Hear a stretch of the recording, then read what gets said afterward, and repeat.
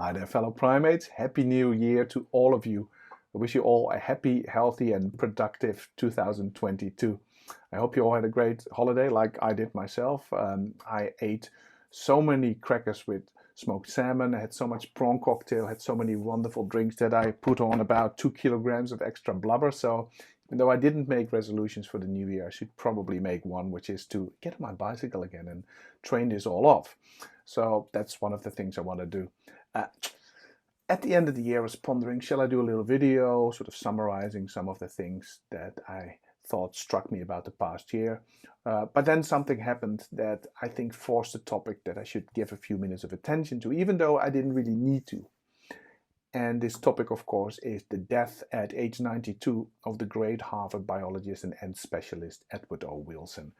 He had a career that spanned more than 7 decades between his first paper that he wrote when he was 19 years old on the imported red fire ant, an ant species that came from South America and was accidentally imported into North America and caused all kinds of problems there, to the last book that he published, I think 1 or 2 years ago, called Tales from the Ant World, and this is on my New Year's reading list, an enormously rich, long and influential scientific career. Now, if you know E.O. Wilson, you know this already. If you don't, you can read a lot about him online, because in the aftermath of his death, many profiles have been published about him in both print and online media, many of them laudatory, and deservedly so, because he was one of the greatest biologists of his generation, in fact of the 20th century, I would say. So he deserves all the praise that is coming to him. But of course, a few dissonant tones, are always inevitable. One that struck me as, I would say, egregiously bad was published a few days ago in, of all journals, Scientific American. As you perhaps know better, it was titled "The Complicated Legacy of E.O. Wilson." Oh, that sounds interesting. What is complicated about it? And written by someone called Monica McLemory, a person who calls herself on Twitter a badass thinker. After reading that piece, I'm not so sure if that was an accurate description.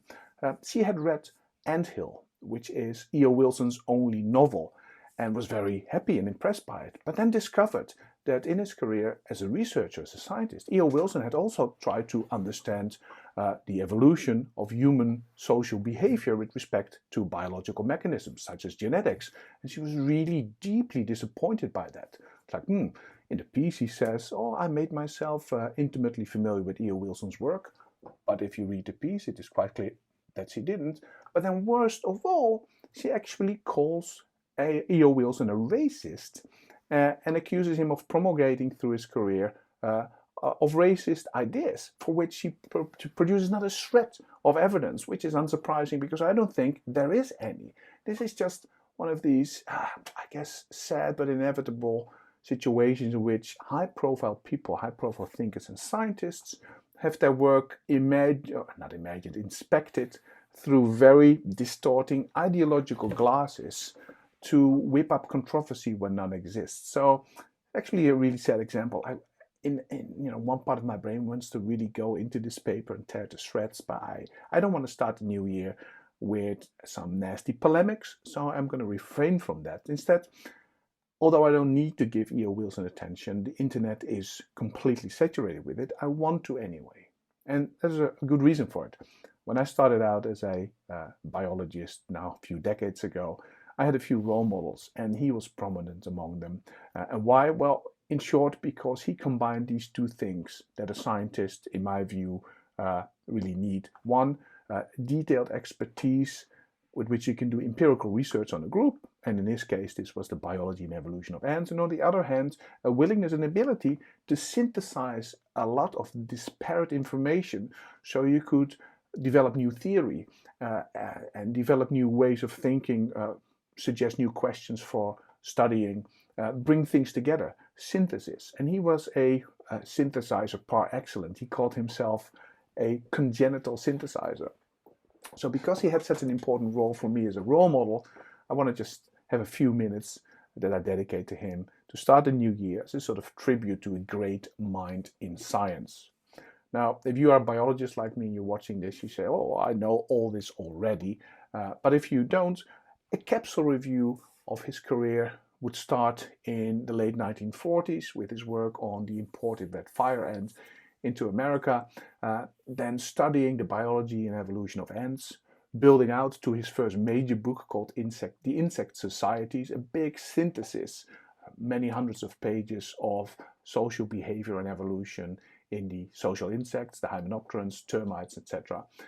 And then one of his most famous syntheses, and also one that became quite controversial, which is called Social Biology, the New Synthesis. This beautiful book, this is the 25th anniversary edition, a beautiful book full of beautiful drawings and accompanying text, a magisterial synthesis by a single mind of a scientist. So this is one of these books, when you sit down and read it, you cannot be anything but in awe with the ability of E.O. Wilson to digest and transform by thinking about it an entire field of research. And in fact, he came up with the term social biology, and he was one of the founders of this field, which means the field that is trying to understand the origin and evolution of social behavior in animals, including ourselves, by applying biological principles, such as the principles of population biology. On the surface of it, a very uncontroversial topic, because we are, of course, the products of evolution, and hence, if you want to understand us, you should try to understand us in biological terms.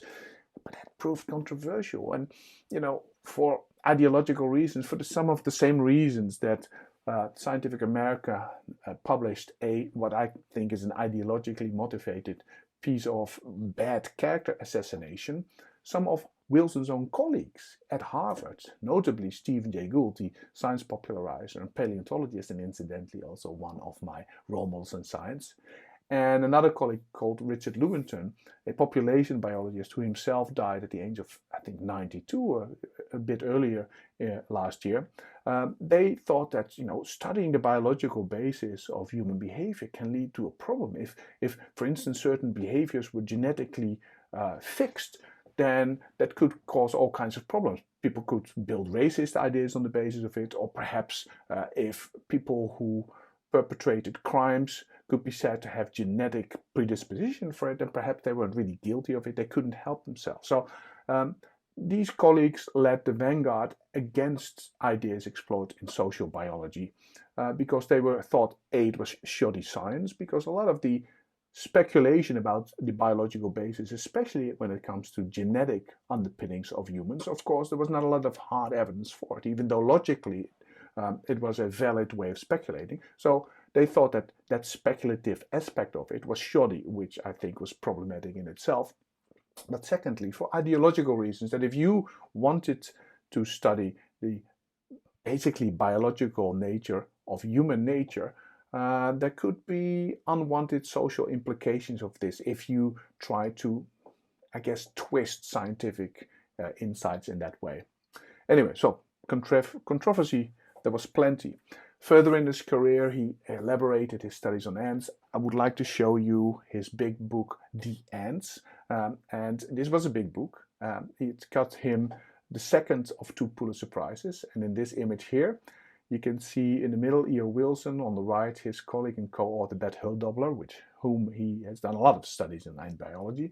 And to the left, Kathleen Horton, who was the person who translated the handwriting of E.O. Wilson into typed manuscripts, and she's leaning on the final manuscript of The Ants.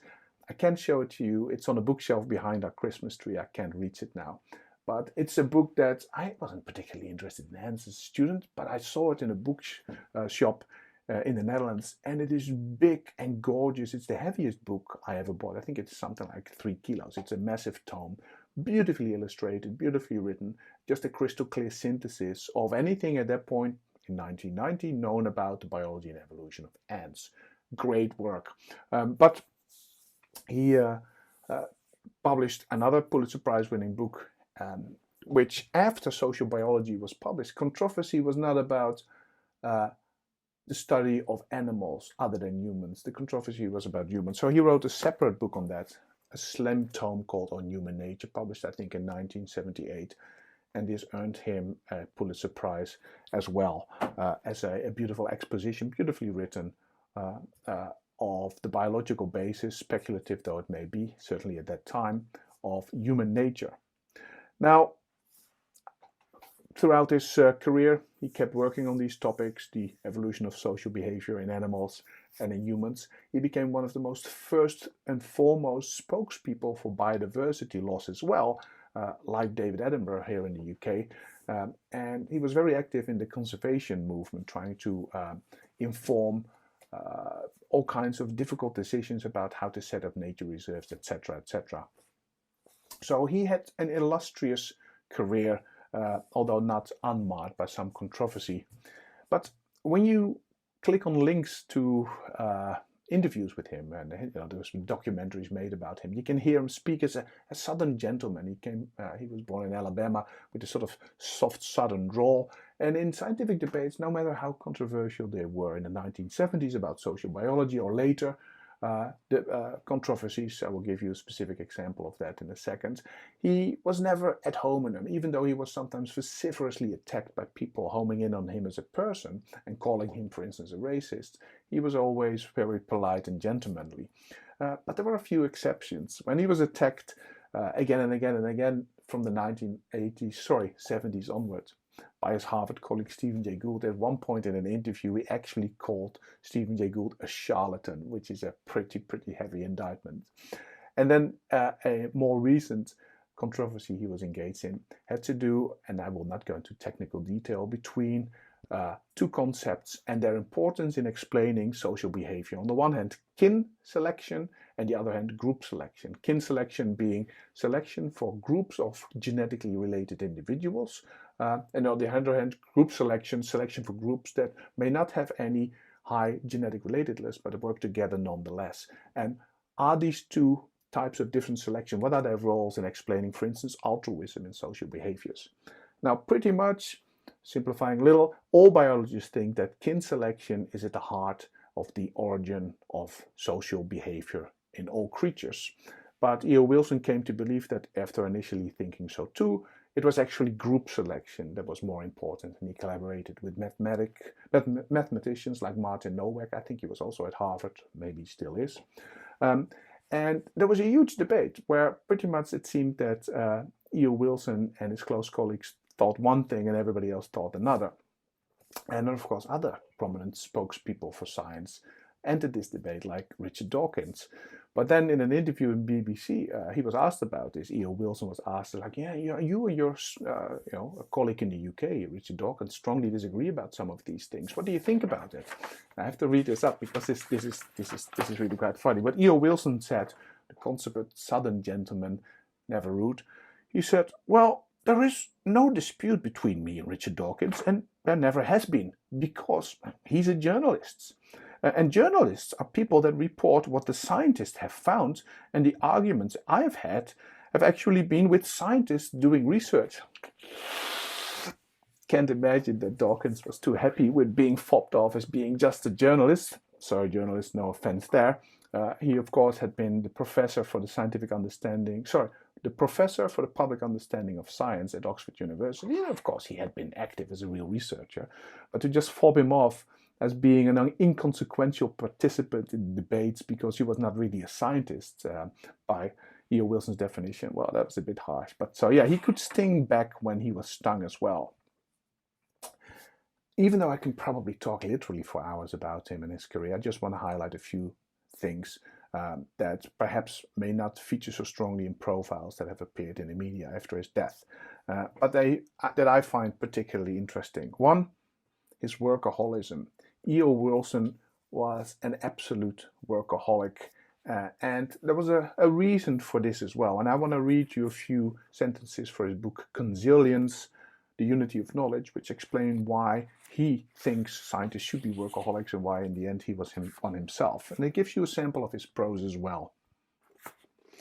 Science, its imperfections notwithstanding, is the sword in the stone that humanity finally pulled.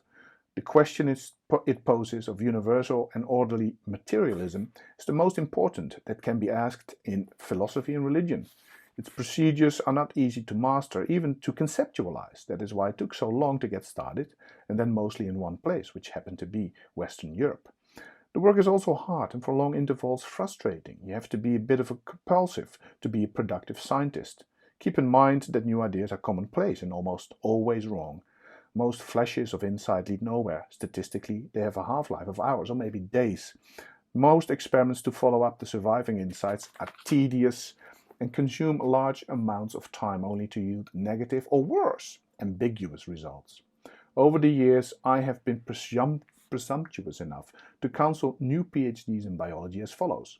If you choose an academic career, you will need 40 hours a week to perform teaching and administrative duties, another 20 hours on top of that to conduct respectable research, and still another 20 hours to accomplish really important research. This formula is not bootcamp rhetoric.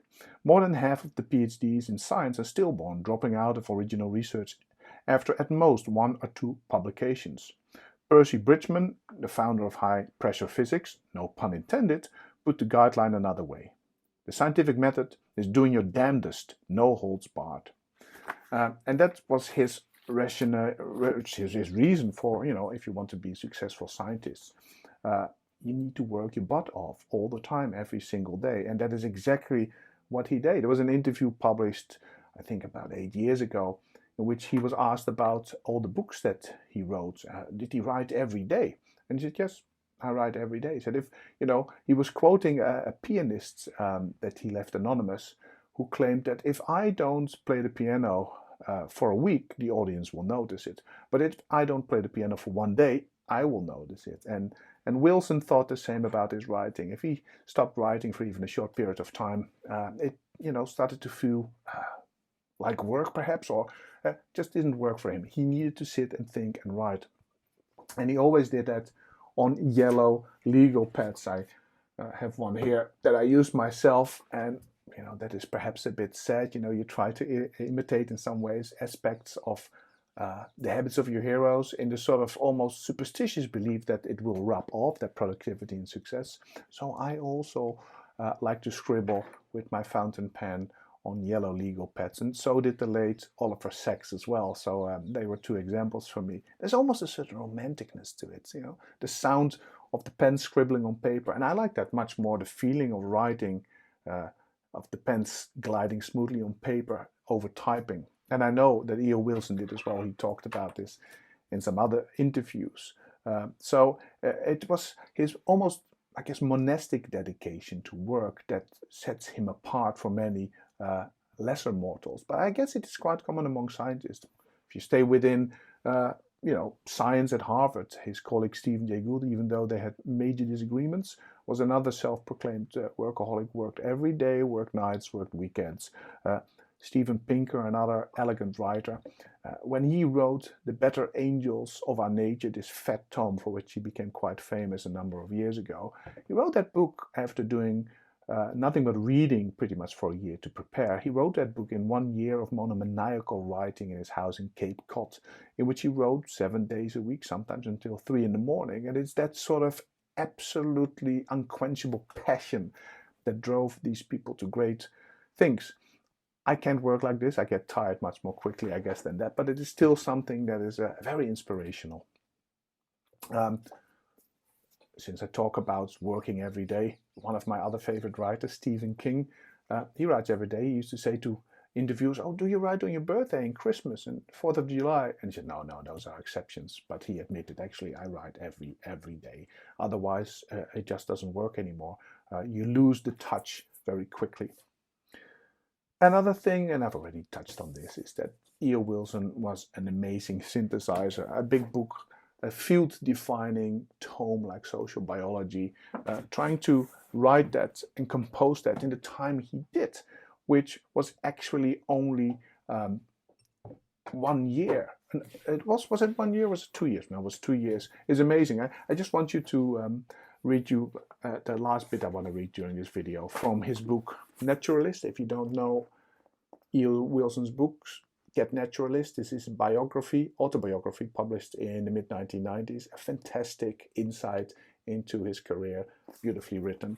And he wrote this. After he had written a very big synthesis on social biology of insects, he said, "Once again, I was roused by the amphetamine of ambition. Go ahead, I told myself. Pull out all the stops. Organize all of social biology on the principles of population biology. I knew I was sentencing myself to a great deal more hard work. The insect societies had just consumed 18 months. When added to my responsibilities at Harvard, an ongoing research program in endobiology, the writing had pushed my workload up to 80-hour weeks. Now I invested 2 more years, 1972 to 1974, in the equally punishing and still more massive new book, Social Biology, The New Synthesis. Knowing where my capabilities lay, I chose the second of the 2 routes to success in science: breakthroughs for the extremely bright, syntheses for the driven. Now, clearly, that was for him the pathway to success and has been for the rest of his career as well. Then thirdly, talk a lot about writing, the elegance of his prose. I don't know if you are a non-fiction prose reader, yet you feel, you get a real sense of different flavors between authors. Sometimes you don't need more than 1 or 2 lines to know, oh, actually, this is Steven Pinker, or this is some other writer. And if I look at some of my own favorite writers, I like different flavors of prose as well. So if you, for instance, look to Stephen Jay Gould, an early favorite of mine, quite long sentences, quite rich vocabulary, you get a full mouthfeel when you read his stuff. Of course, later in his career, his sentences became so bloated, his paragraphs so enormous that it became, a sort of obese prose, and it lost some of its attraction.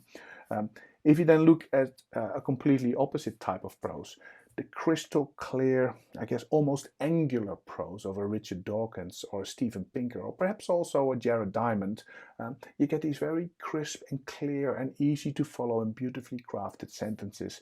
It's almost like an effervescent type of prose. And then on an alternative axis again, Simon Sharma, the famous British-born, American-based historian, famous for his History of Britain or Rembrandt's Eyes, a gorgeous book about the art and rivalry between Rembrandt and Rubens. His prose is sort of sensuous and rich and almost poetic. I love it. Christopher Hitchens' prose, very forceful, very polemical, almost weaponized prose. But if you look at E.O. Wilson's prose, his prose really, if I have to use adjectives to describe it, smooth, silken, effortlessly erudite. So if you read any of his works, and as I said, if you've never read any of his works, you can start anywhere you like, but I think Naturalist would be my recommendation. You will immediately see what I mean. Unsurprisingly, this of course was one of the reasons why he got 2 Pulitzer Prizes in his career. Now, those are some of the things I wanted to say about the writing of E.O. Wilson, one of the aspects for, one of the reasons why he was a role model for me, this constant churning of the intellectual machine that throughout his career published all this beautiful work. I just want to end with two phrases that he coined that are quite memorable. And one is about advice for scientists. I'm not sure where I found this and where he said it. I think it was not in one of his published books. I think it was in an interview, although he may have later have written it down too. But he said, if you want to be successful as a scientist, you need to think like a poet, work like a bookkeeper, and write like a journalist. And I think if you read his own work, he certainly adhered to this ideal. And then secondly and lastly, the way he described our predicament as humans on the planet right now. He says we are, if you want to describe the parameters within which we face our problems, you can say it, it's difficult to say it better than this. We have